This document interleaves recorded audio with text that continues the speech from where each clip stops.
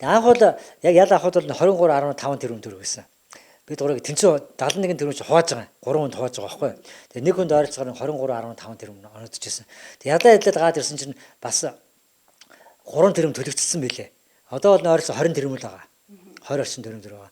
Тэгээ би ер нь төлөхгүй энийг 16 онд ч би 700 200 мянган төгрөг нэг 600 мянган төгрөг төлсөн. Тэгэл төлөхгүй явж байгаа л 18 тэтгэврт гарсан.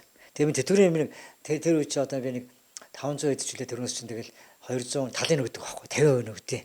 Тэгэл би 50% өгөл явж байгаа. Тэгэл сүүлийн үе тэтгэвэр нэмэгдсэн шүү дээ. Тэгээ одоо сар одоо 330 таг төлдөг. Тэгэхээр сүүлийн одоо нэг 4-5 жин төрөл би сар жилд дунджаар 20 сая төгрөг биш юу лээ 4 сая төгрөг төлөв явж байгаа. Тэгэхээр нийтдээ бол одоо 18-аас 20 сая төгрөг төлчихсөн. А одоо яг энэ маягаар явах юм бол нийтдээ нэг 200 мянган жилийн төлөв би төлж дуусна. 200 мянган жилийн төлөв би төлж дуусна. Тэгэхээр яаж тангасрах вэ? 200 мянган жил үү? 24 онд арчлан гараад ирж магадгүй шүү дээ. Тэгвэл яах юм бэлээ? Өршөөгч юм бэлээ? Тэгж гордож байгаа шүү дээ бас тий. Тий бас цагаатах юм бэлээ. Одоо сүүлийн үед би Монгол Агтаа улсад бас энэ дампуурлын хууль гэж байдаг, хувийн дампуурлын хууль гэж байдаг. Манай Монгол улс хуулиар дажгүй шүү дээ.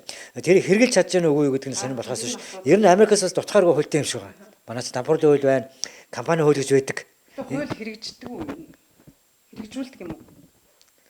Над дээр бол жаа хуулийг буруу хэрэгжсэн болол боддоо шүү дээ. Дотроо би өөрөө нэрээ хуулийн мэдхгүй.